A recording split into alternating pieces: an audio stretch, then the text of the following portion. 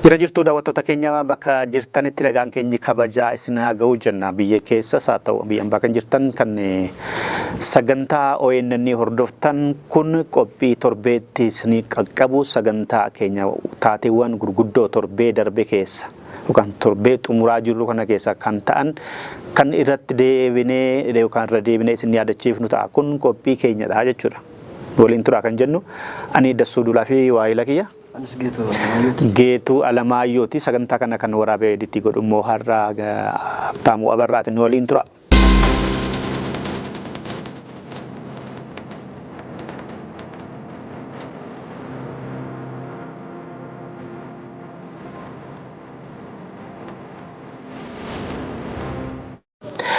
Tole deebinee irraa daawwattoota hordoftoota sagantaa keenya taateewwan gurguddoo akka Oromiyaattis akka Itoophiyaattis akka addunyaattis wanta ta'an torbee kana keessa sabaa himaalee kabiroos kan keenya dabalatee kan irraa dhageessan deebisnee kan filannee gurraan sin buufnudha kuni akka Oromiyaatti wanti guddaan torbee darbe kana keessa ta'e tokko Oromoon hayyuu tokko beekaa tokko keessattuu gama aartii fi ogummaa gaazexeessummaatiin afaan Oromoo guddisuu keessatti nama cimaa tokko kan dhabe torbee kana keessa ture. Innis kitaaba afaan Oromoo barreessee afaan Oromoo ogbarruun afaan Oromoo akka guddatu nama guddaa taasisaa ture.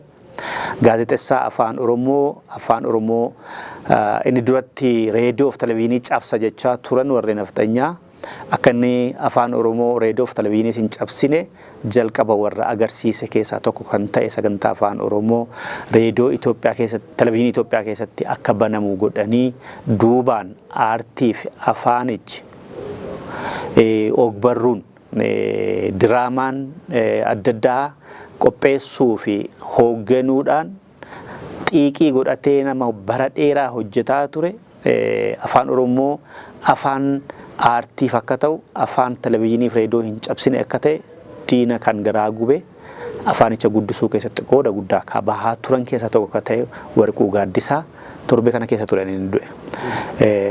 Televezyiiniin ONNs maatii isaa firoottan jaallatan hojii isaa uummata Oromootiin gaddeetti dhagahame torbee kana keessa ibsannee ture.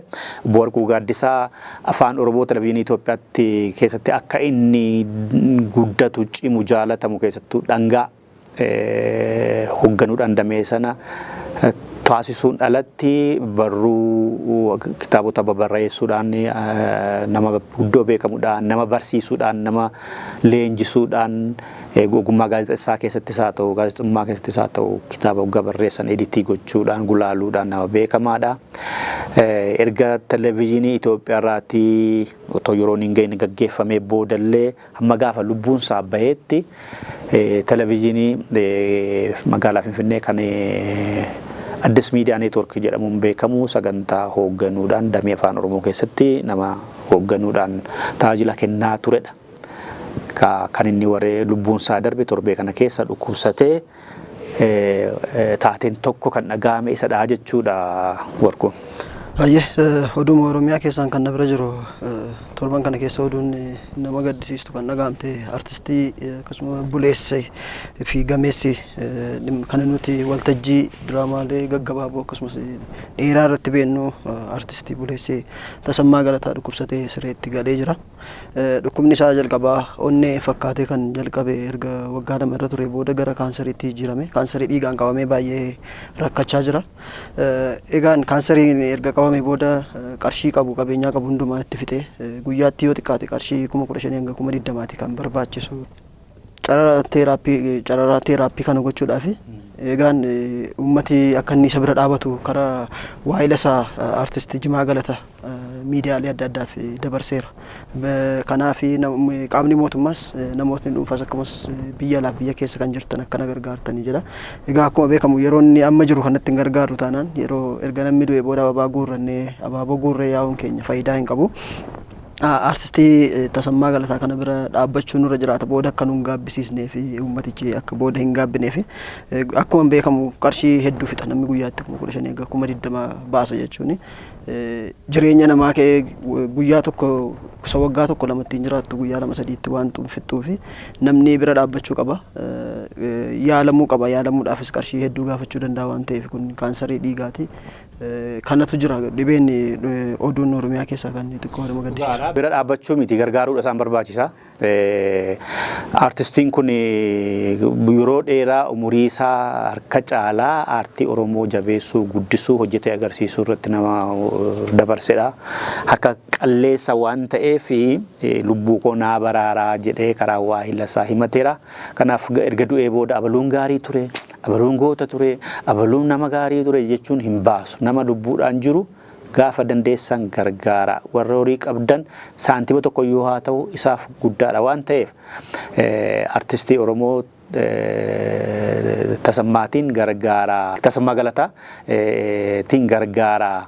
Gargaaraan dhaamsa keenya daawwattoota hordoftoota sagantaa keenya kabiraan torbee kana keessa kan ta'e akkuma heera mootummaa Itoophiyaa irra jiru fulbaana isa dhumaatti ji'a fulbaanaa dhumaa keessatti waxabajjii guyyaa dafinoo kan wixataa isa dhumaa wixata isa dhumaa kaafa fulbaanaa isa dhumaa ji'a fulbaanaa dhumarratti wixata yeroo hundumaa manni maree bakka buutotaa yookaan paarlaamaa fi manni maree federeeshinii uummattoota Itoophiyaa walgahii waloo godhatanii hojii bara haaraa jalqabu yeroo hundumaati waggaa waggaanii kun beekamaadha.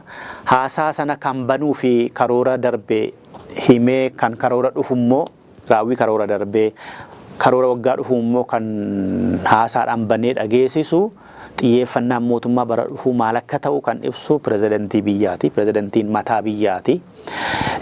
Waggootii arfan shanan darbanii kan kana dalagaa turani pirezidantii Itoophiyaa duraanii Aadde Saahilewarq Zawudee turani. Torbee kana keessa garuu wanti akka tasaatti dhaga'ame immoo Aadde Saahilewarq akka waggoota shanan darbanii waggoota jaan ta'uu isaati. Waggoota jaan darbanii isa baranaa kana hin banne. Isaantu baname jedhamee too eegamee jiruuti wanti haaraan dhaga'ame tokko foddaa televezyiinii feesbuukii paarlaamaa Itoophiyaa irraa kan darbe akka isaan bara hojii isaanii xumuratanii namni biraan bakka bu'uuf karoorri qabamee itti haasaan banisaa godhamee kanaaf torbee kana keessa Aadde Saahilewarq bu'anii waggaa isaanii jaan isaanii fixanii bakka isaanii immoo ambaasaadder Taayyee Asqasillaasee pirezidantii Itoophiyaa ta'anii waadaa galaniiru. Lamaan isaaniiyyuu imaanaa sitti haa ta'u imaanaa sitti kennadhe waliin jedhanii heera mootummaa walitti kennaniiru. Isaa booda ambaasaadder Taayyeenis waadaa galaniiru. Kanaaf torbee kana keessa pirezidantiin kan itti gadhiisanii fi pirezidantiin duraanii pirezidantii haaraan kan itti muudaman harki wayyabaatiin miseensota ABN shantu morme. Namni biraan immoo lama harkaan baafne malee warri kan deeggaraniitudha kan ta'e. Suni mormeera moo hin mormine jechuudha? Namni shan hin mormani. Warri harkaan baasne maalitti lakkaa'u? Warri harkaan baafne akka manni murtii jedhutti mana murtiitu beeka garuu hin deeggarre jechuudha. Sagaleen kennine jechuudha. Sagaleen kennine kanas garuu shaniif lama soma miidhuun qabu. Bashaniif waan ta'e keessa darbaniiru ambaasaadder Taayyeenii ambaasaadder Itoophiyaa ta'aniiru jechuudha torbee darbeerraa kaase waggaa jaaf isaan tutti fufaa jechuudha. Kanumaan finnee kan biraan torbee kana keessa kan dhaga'ame waa'ee barattootaati. Ministeerri barnootaa ijoollee kutaa 12 yookaan barattoota kutaa 12 kagiizitti 2016 qormaata biyyoolessaa fudhatanii hin milkoofne warri jedhaman qormaata yookaan qormaata hin dabarre warri jedhaman carraa barumsa haaromsaa fudhatanii irra deebi'anii qoramuu jira jedhee kan beeksise torbee kana keessa warri 600 keessaa qabxii qormaata gosa barnootaa 600tiin waggaa fudhatamu achi keessaatii warri hammana fiddan yuunivarsiitii mootummaaf kan dhuunfaa keessa galtanii barumsa haaromsaa baratanii deebitanii qoramtuu dandeessu kan jedhee qabxii kaa'ee torbee kana keessa ture.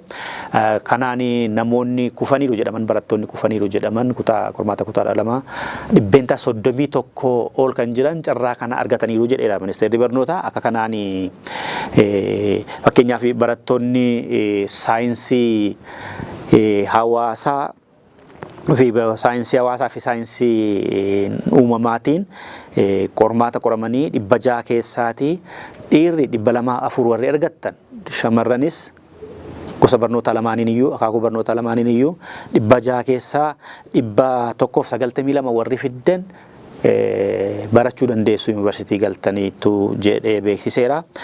Akkuma maan kun egaa naannolee guddatanii fi akka waliigalaatti biyyattii guutuutti ilaalcha addaa immoo warra naannolee badaan guddanne jedhaman akkama Gaambeellaa fa'aa Beenishaangul fa'aa kana Hararii fa'aa kanaaf immoo ilaalcha godheera. Isaanii fi naannoo horsiisee bulaa jiruuf jireenya isaanii horsiisanii warra bulan ta'aniifis ilaalcha godheera.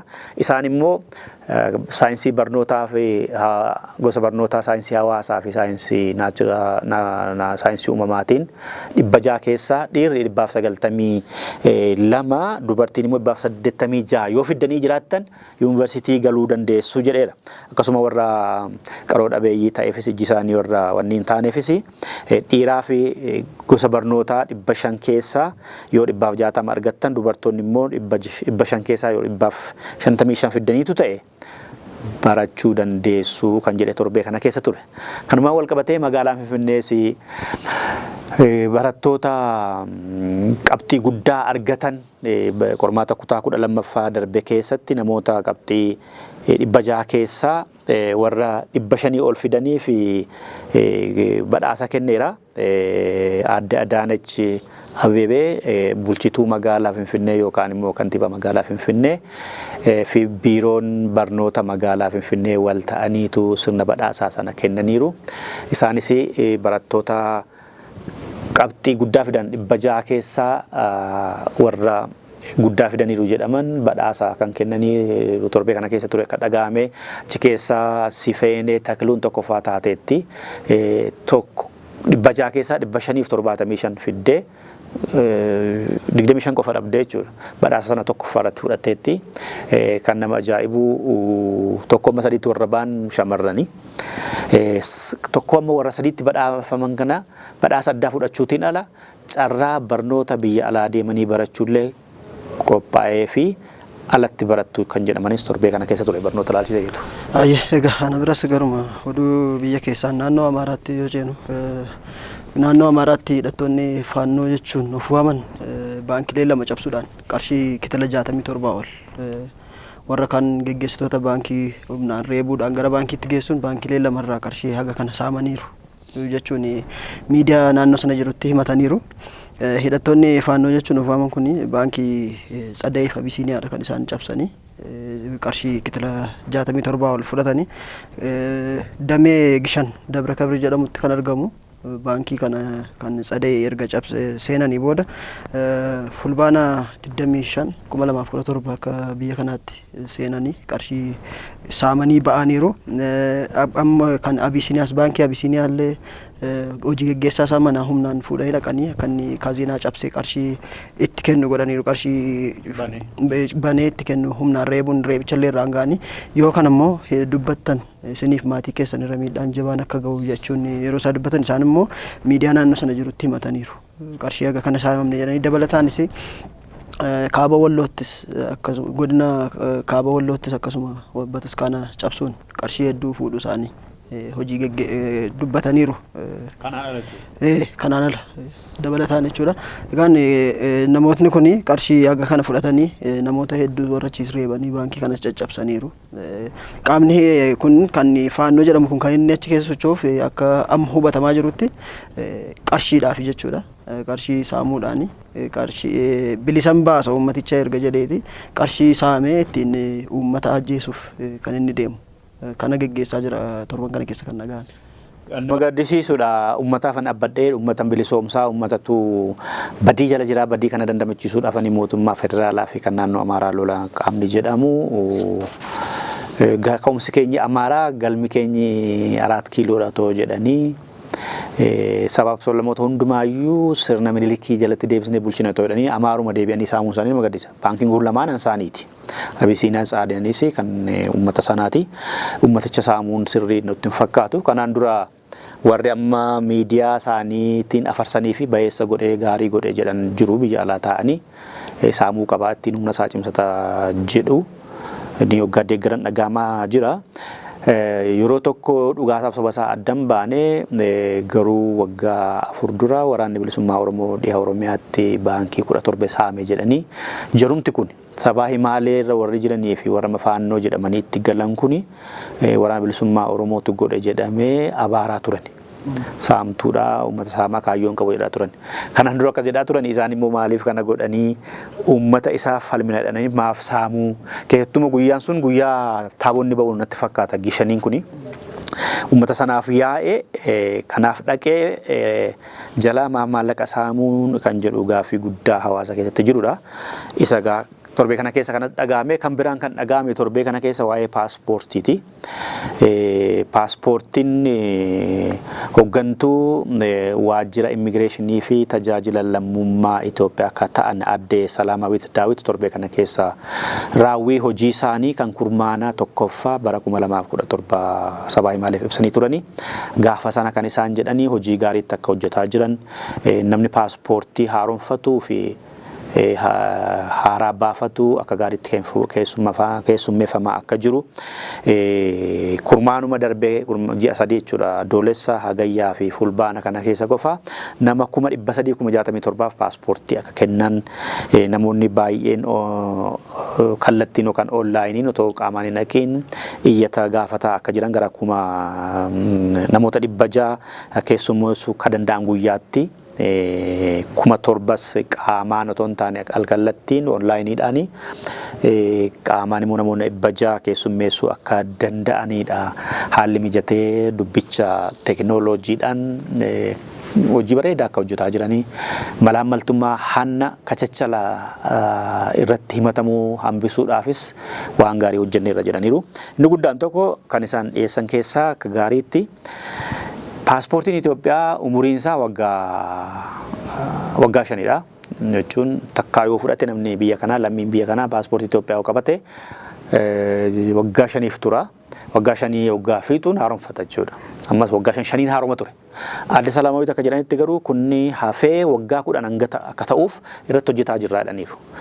Paaspoortiin Itoophiyaa namoonni umurii isaanii waggaa 25 ol ta'an yoggaa seerri kun bahee ragga'u namni umuriin isaa waggaa 25 ol ta'e paaspoortii Itoophiyaa waggaa 10f otoo haaromsiin itti fayyadamuu danda'a. Gaafa waggaa 10 fixu haaromfataa kan jedhanii beeksan. Torbee kana keessa ture itti aanee waan dhagaame waa'ee Tigraay keessaati. Tigraay keessa yeroo hundumaa dubbiin Tigraay hin dhibu. Wal nyaachuun gareen lamaanii gareen Dr. Dabratsiyoonii fi gareen obbo Geetaachootiin durfamu anatu dhaaba sirriidha ana dhaaba sirriidha waliin jedhu namoonni umurii isaanii waggaa 25 ol ta'an yoggaa seerri kun bahee ragga'u namni umuriin isaa waggaa 25 ol ta'e paaspoortii Itoophiyaa waggaa 10f otoo haaromsiin itti fayyadamuu danda'a. Gaafa waggaa 10 fixu haaromfataa kan jedhanii beeksan. Torbee kana keessa ture itti aanee waan dhagaame waa'ee Tigraay keessaati. Tigraay keessa yeroo hundumaa dubbiin Tigraay hin dhibu. Wal nyaachuun gareen lamaanii gareen Dr. Dabratsiyoonii fi gareen obbo Geetaachootiin durfamu anatu dhaaba sirriidha ana dhaaba sirriidha waliin jechaa turanii tokko tokko ari'eeraa jechaa turanii miseensummaa walirraa haqneerraa anaan bakka buutu jechaa turan. Torbee kana keessas waan dhagaame inni guddaan tokko obbo Geetaachoo Raddaa bulchiinsa yeroo keessaa ari'eeraa jedhe adda bilisummaa uummata Tigraay kan Dr. Dabratsiyooniin durfamu. Kanaa booda Geetaachoon pirezidantii bulchiinsa yeroo naannoo Tigraay miti jedhanii namoota 5 namoota 4 namoota obbo Geetaachoo faana namoota 5 kaabinee bulchiinsa yeroo keessaa kaasan maqaa baasaniiru. Namoota 4 biiroo kan hoogganaa turan kaasuu maqaa isaanii baasaniiru. Namoota 4 immoo bulchiinsa godinaa akka ta'anis maqaa isaanii kan kaasan beeksisaniiru. Kanarra darbanillee namoota bakka bu'anillee isaan kanaan bakka bu'an bulchiinsa yeroo naannichaa keessatti abaluun bakka bu'aa jedhanii namoota isaanii baasaniiru. Kana mirkaneessuuf immoo torbee kana keessa gara Finfinnee dhufanii muummicha ministeera Dr. Abiyyi faana wal arganii haasa'aniiru. Naaraggaasisi paartiin keenya tokkumadha malee ammallee hin cabne kora sabaa arfaffaas godhanneerra kunis beekamtii nuuf haa kennamu. Boordiin filannoo akka haaraatti nu galmeessee fudhannee galullee miseensii fi koreen giddu galaa keenyaa wanta dideef akka haaraatti otoo hin taane akkuma duriitti beekamtiin nuuf haa kennamuu dhaaba tureessa ta'uunsaa nuuf haa beekamu kan jedhu fi Geetaachoo fi kaabinoonni isaanii namni biraa afur ka'uu isaanii nu mirkaneessi nama biraatu haa muudamu bakka Geetaachoo jedhanii gaafatanii turanii. Deebiin isaan muummicha ministeeraa irraa argatan garuu waan kanaaf kallattiidhaan tole ka jedhu akka hin taanedha kan dhagahame. Muummicha ministeeraa kan deebisanii fi nama buusuu fi shaaruu ati hin dandeessanii kophaa keessan miti waliigaltee Piriitooriyaa heera mootummaa fi seera biyyaatiin bultu. Hunda keenya yuusa bulchaa boordii filannootu deebii isinii kenna malee ana miti waa'ee beekamtii kennu waa'ee koraa keessanis boordiin filannoo beekamtiin qabu erga jedhee beekamtiin qabdan jechuudha.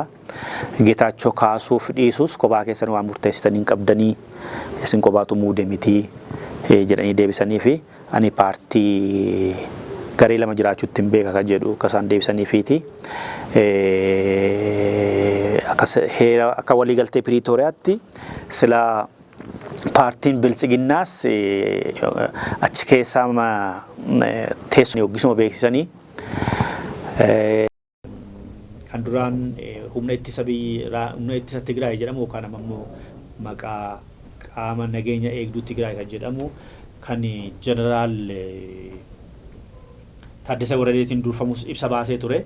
Lamaan keessaniyyuu usaataa nageenya Tigraay fi uummata Tigraay kan miidhu obsinee teenye ilaallu jedhanii isaanis torbee kana ibsa baasanii turanii kanuma kan ta'e tokko. Egaa jarri lamaan lola jabduu waggaa tokko ol fixxee lama ta'anii lolaa turanii deebisanii ammoo waliin isaanii wal loluun isaanii kun gaarii hin ta'u hin deemsisu gara fuulduraatti yoo mari'atan malee akkuma jedhan yoo deebisanii mari'atan malee. Egaa oduu ollaa kan bira jiruun caffeen Keeniyaa walgahii taa'eetiin itti aanaa pirezidaantii Keeniyaa Wiiliyaam Ruuttoo kan ta'an Rigaati Gachagua aangoo isaanii irraa akka ka'aniif murteesseera. Sababni isaa immoo waxabajji darbe keessa gatii ashuuraa dabalame irratti uummatni akka hiriira ba'uuf harka keessaa qabu. Akkasuma wantoota hin malle hedduu hojjetaniiru waan ta'eef aangoo irraa ka'uu qabu. Lubbuu namaa akkasumas namoota qaama miidhaman sanaaf illee itti gaafatamuu akka qabanidha kan darbe. Akka paarlaamaan Keeniyaa sun yoo raggaasise aangoo isaanii irraa illee akka kaan ni murtaa'a jechuudha erga mari'atee booda. Kanaaf Rigaati Gachaguaan aangoo isaanii irraatii ka'uu malu akkasuma waan malaammaltummaa irraa illee harka qabaachuu qabu. Warra yeroo hiriira ba'ame sana gatii dabalame sana irratti akka uummati ba'ee mootummaa irratti fincilu gochisiisaniiru jechuudhaan kan caffeen sun himate walgahii sana irratti kan himame. Paarlaamaan Keeniyaa yookaan caffeen biyyoolessaa Keeniyaa itti aanaa pirezidantii irratti sagalee kennaniiru. Dhiibbaan kun tureera. Namichi kun hattuudha, saamtuudha, malaammaltummaadhaan laaqameera harkisaa. Lammaffaa immoo waxabajjii darbe keessa imaammata IMF'n itti kennee irratti hundaanii Wiiliyaam Ruutoon gatii shaqaxaa waan adda addaa irratti dabalaan uummanni gadi ba'ee akka mormuuf harka keessaa qaba taasiseera. Namni akka du'ullee akka madaa'ullee kan godhe uummanni akka hiriira ba'u kan godhe mootummaa irratti isadha jedhameetu shakkamaa ture. Dhuma irratti paarlaamaatti dhiyaatee dhimmisaa seeraan gaafatamuu hin gaafatamiin aangorraa turumoo aangorraa haa ka'u kan jedhu yaadni dhiyaatee miseensonni caffee biyya sanaa harkatti yaadatti kennanii dhuma irratti aangorraa turumoo haa ka'u jennaan harki wayyamni aangorraa ka'uu qaba seeraan gaafatamuu qaba dheetu paarlaamaan Keeniyaa raggaasisee ka'ee jechuudha.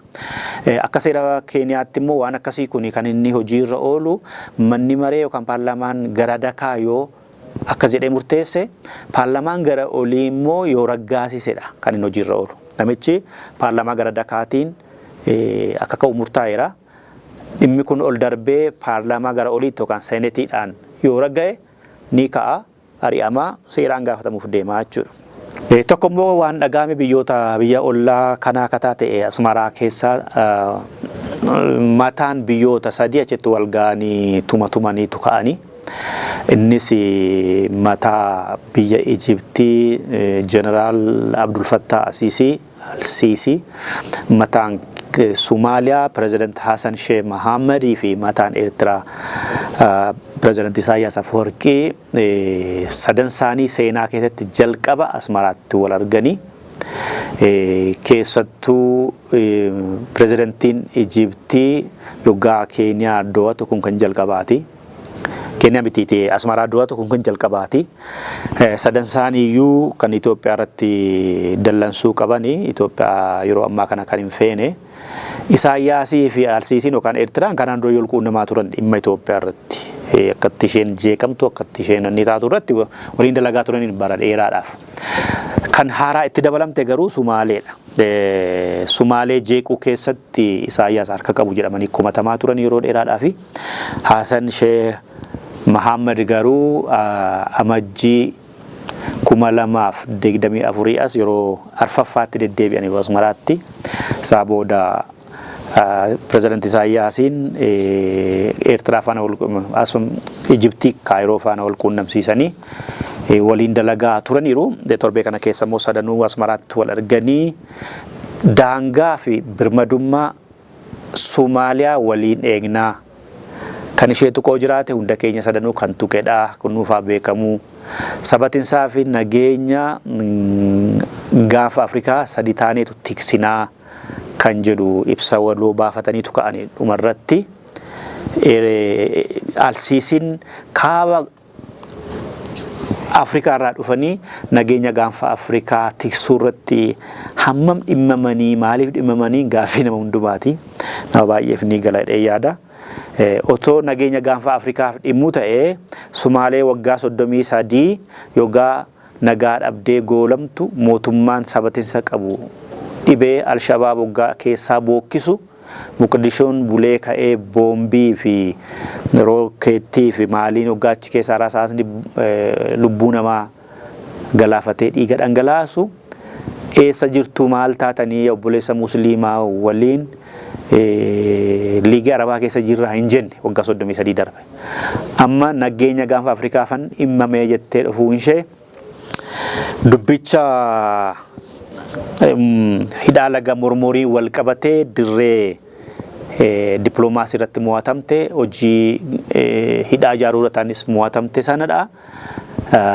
Asiin gumaa ba'uudhaaf kan daaddistu fakkaata warri jedhanii fudhatan jiru. Sanas ta'e kana torbee kana keessa biyyoonni sadan dhimma Itoophiyaa irratti wal ga'anii haasaaniitu ka'anii Asmaraatti. Oduun bira jiru gamtaan Awurooppaa jeneraalota Sudaan lamaan irra qoqqobbii kaa'ee dheeressuu isaati kan ibse. Raayyaan ittisa Sudaanii fi akkasuma ajajaan humna addaa Sudaan jarri lamaan kun biyyattii keessatti akka nagaan hin buune warra godhanii fi mootummaan akka hin dhaabbanne warra gochaa jiran waan ta'eef kan inni walgahii taa'een walgahii taa'een amajjii fi waxabajjii 2023 kaasee irratti murteessee jira. Jara kana lamaan irratti qabeenya isaan qaban illee akka hin sochoone baankii waan isaan qaban akka hin sochoonee fi Sudaaniin illee biyya miseensota gamtichaa ta'an deemuu sokkoo akka hin dandeenye akkasumas isaan dabalatee jeneraalota kana lamaan dabalatee namoota 6 fi dhaabbilee jeneraalota kana lamaan deeggaran 6 irrallee qoqqobbii kaa'ee jira. Yoo ammas kan haala kanaan itti fufante dhaabbatichi akka qoqqobbii kana itti fufsiisu beeksisee jira. Kana kan dhaga'ame turban. Waggaa tokkoof dheeressanii jeneraal waraana ittisa biyyaa Sudaan kan hoogganan jeneraal Abdul Fattah al-Buraanii fi jeneraal humna addaa biyyattii kan hoogganu jeneraal Mohamed Dagalo irradha. Qoqqobbiin kun kan taa'e gamtaan Awurooppaa waggaa tokkoof ammas akka dheeratu godhe waggaa tokko fi kanaan dura kaa'ee ture dhumeera. Ammas waggaa tokko dheeratu godhe isaan lamaan dabalatee namoota 6 fi dhaabbilee isaaniin hoogganaman hundi isaaniiyyuu biyyoota gamtaa miseensa gamtaa Awurooppaa ta'an keessa akkan sochoone akkan seenne akkan galle maallaqa isaan qaban baankii biyyoota sanaa keessa warra jiru warri qaban achi keessaa maallaqni isaanii akkan sochoone qabeenyi isaaniis akkan sochoone jechuudha. Gamtaan Awurooppaa kan inni murteesse daawwattoota keenya achumaa wal qabatee Sudaan keessaa jeneraal Abdul Fattah al-Buraanii deeggaree jeneraal Abdul Fattah al-Siisiin Sudaan seentee xiyyaaraan lolaa jirti jedhamee humni addaa naannoo Sudaanis komee dhageessifateera torbee kana keessa jeneraal Mohamed Dagalootu kana jedhee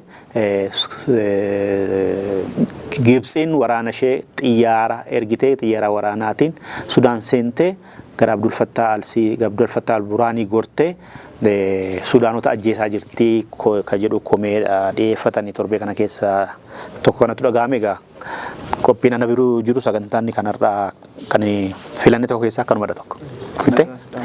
Egaa daawwattoota keenya har'aaf kan jenne dhimmoota tattaatee gurguddoodha jenne torbee darbee keessa xumuraa jiru kana keessa kan dhagahaman filannee kan gurraan sin deebisnee dhageessifne kanuma ammaa kana fakkaata ture. Hanga xumuraatti nu waliin turtaniif guddaa galatooma.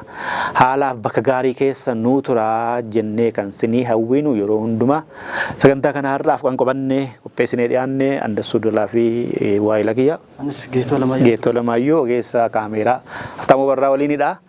Torbee dhufu walitti deebina haala gaarii keessa akka nu turtan irra deebinee hawwineerra nagaatti.